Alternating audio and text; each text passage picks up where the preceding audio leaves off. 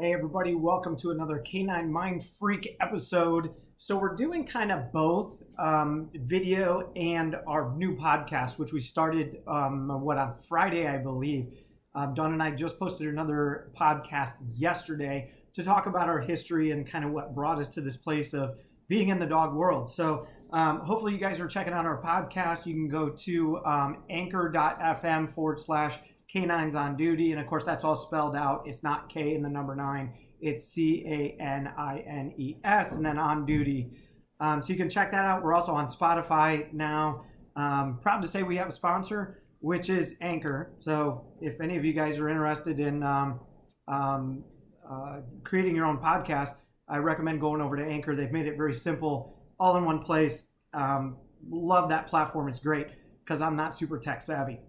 So what we plan on doing is making these videos shorter because it's harder to, most people aren't watching an hour and a half long video. I try to break it down into parts, but then, information doesn't last that long on social media. So it's hard to go back when I post part 2 like a week later. You've already heard like a million other things. So we're going to make the videos shorter. All the longer stuff is just going to be the voice recordings on our podcast. So I wanted to throw that out there.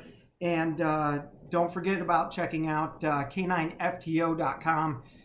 That's K, the number 9, and then Frank, Tom, Oscar, caninefto.com. Use our promo code COD2020. That's C as in Charlie, O as in Oscar, D as in David, 2020. That is our promo code, and you'll get a little bit of a discount when you use our code. And I'm also going to be contributing a dog psychology class for the Canine FTO program. And this program is open not only to law enforcement canine handlers, but also canine contractors, independent contractors, civilians. Anybody can go and sign up for the course. It's online learning where you can do it in the comfort of your home. It's great. Okay, enough of that. Let's get into the topic of discussion today. I have my trusty social psychology book with me. I have 2 terms that I want to talk to you about today. One of those is self-serving bias. This is really important to understand within the canine working world, right? Because there's a lot of ego out there. I'm not saying anything anybody doesn't know. It's true. There's a lot of freaking ego out there. Okay, so let's talk about self-serving bias. What is it? I'm going to read it right from the dictionary, my social psychology book.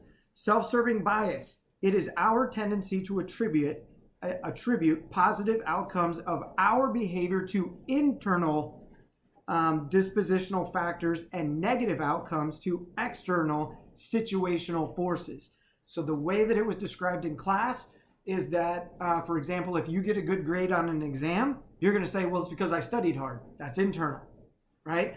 But if you don't get such a good grade on that quiz, then you might blame it on the professor and the way that he worded the questions.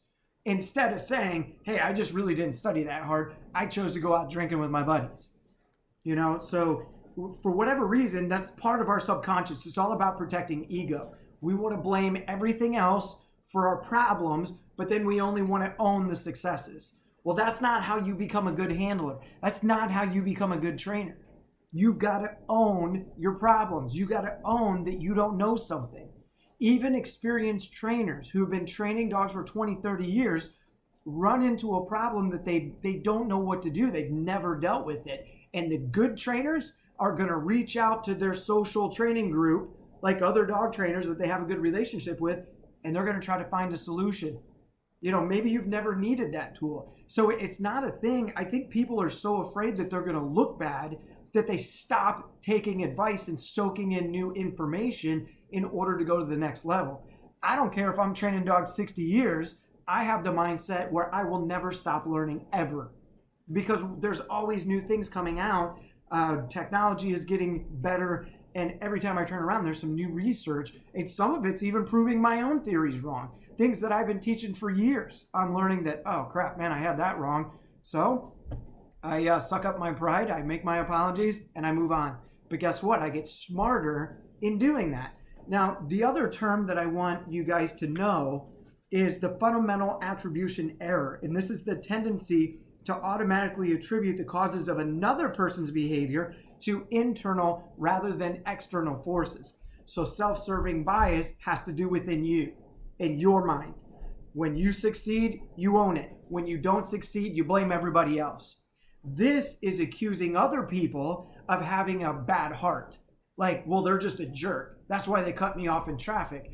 What if they have an explosive case of diarrhea and they're trying to get to a bathroom so they don't crap their pants? You know, that doesn't mean that they have a bad heart and they meant to cut you off and disrespect you. It was the situation that created an undesired behavior rather than them just being sick and twisted inside.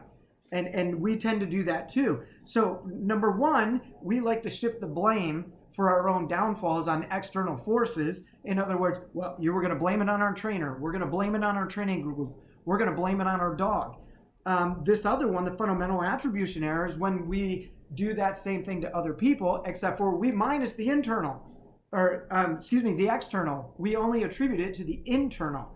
So is it possible that when our dog is not wanting to do something, that we believe, based on the fundamental attribution error, that the dog is being rebellious? The answer to the question is yes.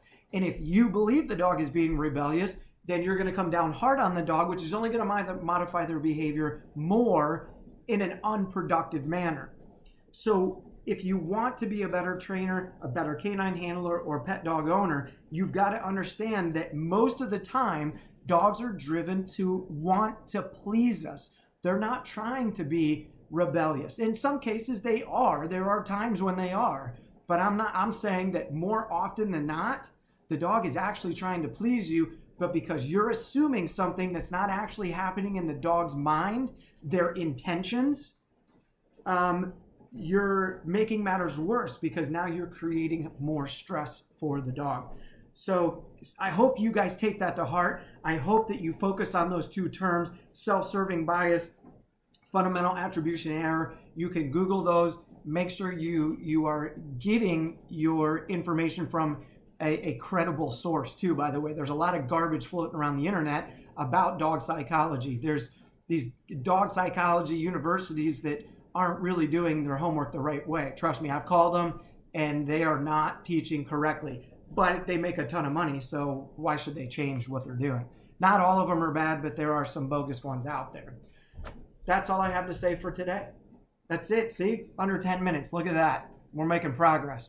Okay, so don't forget to check out our podcast if you would, please. Again, I want to thank you guys for all your support. We're getting a lot of positive comments on the information that Donna and I are trying to bring to the masses.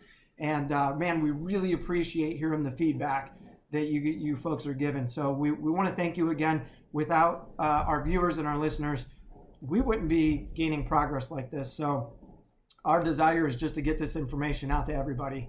We feel that anybody owns a dog, they should be more educated on some of the psychological factors that attribute to either good or bad behavior. So with that being said, stay safe, watch your six, and as always, Semper Fi.